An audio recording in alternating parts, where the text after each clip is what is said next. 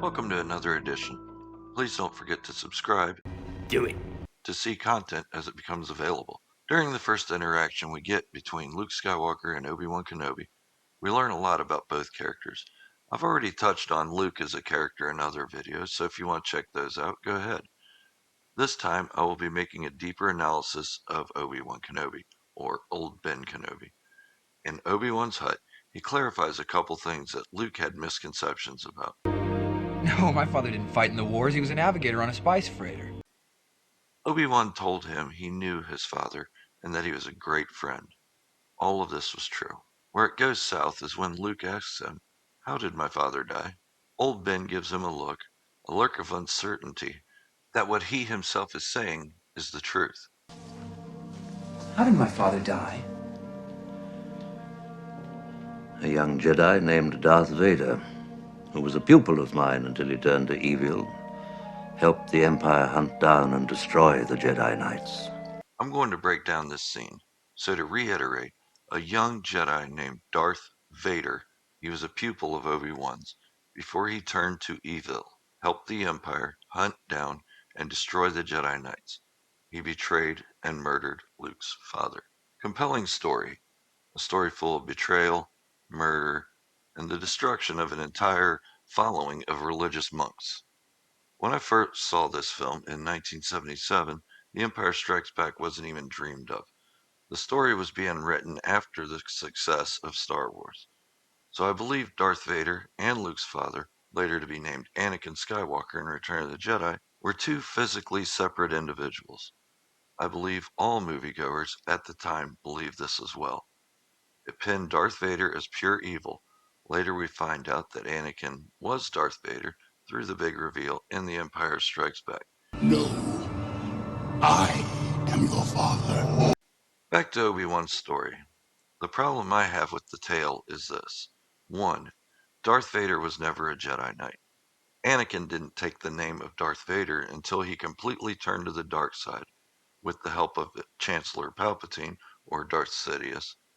Darth is a Sith title when a Force user is remade into the Sith rule. 2. Darth Vader was also never a pupil of Obi-Wan. Anakin was. Like I said, he didn't take the name Darth Vader until he turned his back on the Jedi due to feeling betrayed by them and wanting to save his secret wife from death. The title Darth alone says that he could never be a Jedi Padawan. He would have never allowed them to train him, nor would the Sith Order, especially once finding out his name. The Council would have rejected him and probably killed him right away. 3. Darth Vader didn't betray Anakin. He was actually staying true to who he was at his core when he turned. He was created by a Sith with the dark side of the Force. If anything, Darth Vader was betrayed by Anakin Skywalker.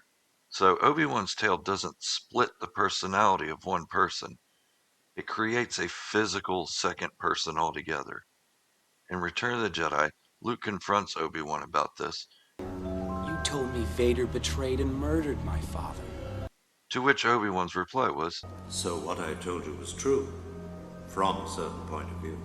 Obi-Wan goes on to say that most truths that we cling to are from a certain point of view. With the way this plot was left open and the way the story unfolded throughout the original trilogy, that makes Obi-Wan Kenobi a liar.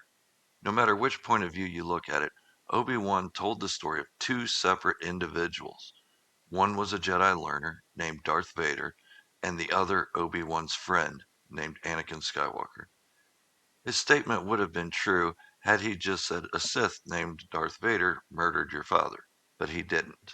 Yes, I know, the rest of the story hadn't been written yet, but this was left in there for a reason.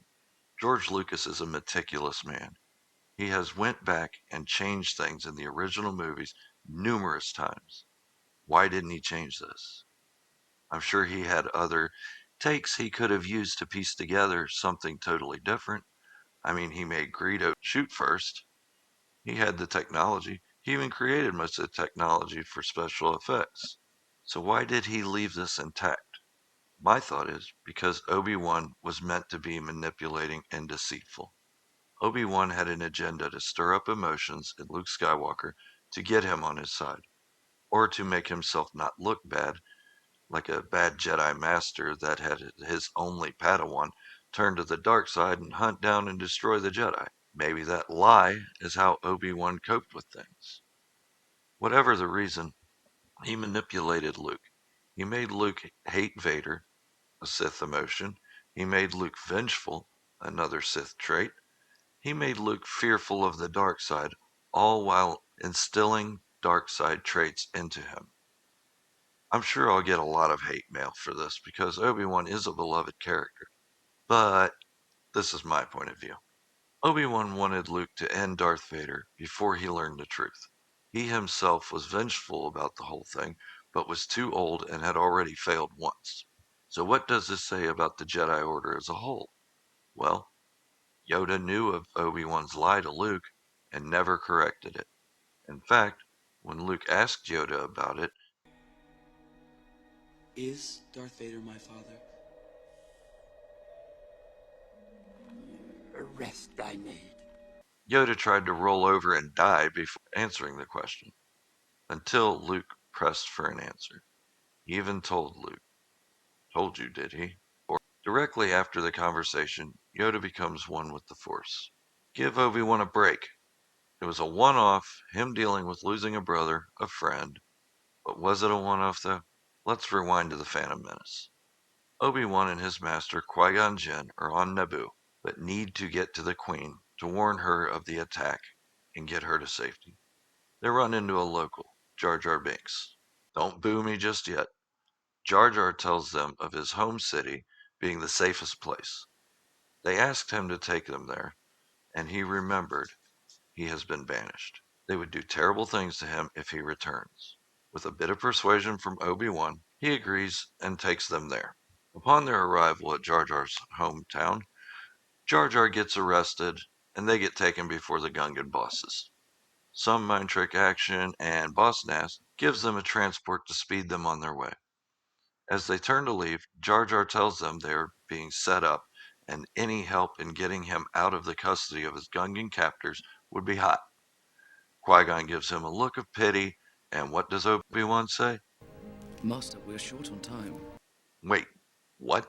You talked Jar Jar into taking you guys there, knowing he would be punished and possibly killed for returning, and you don't want to waste time helping him out? How's that for gratitude? I guess Obi-Wan got what he wanted from the poor Gungan and discarded him. What do you think? Was Obi-Wan Kenobi manipulating Luke to carry out his dirty work? Or was he just too ashamed and old to face Darth Vader again? Let me know in the comments below. Like I said, this is all from a certain point of view. My point of view. I hope you've enjoyed the content of this video. If so, don't forget to subscribe, Do it. give a thumbs up, Do it. and leave a comment. When Do you it. subscribe and leave a comment, yes, you have to do both so I know who you are, you will be entered for a chance to win this Funko Pop figure. Good luck, and may the Force be with you, always.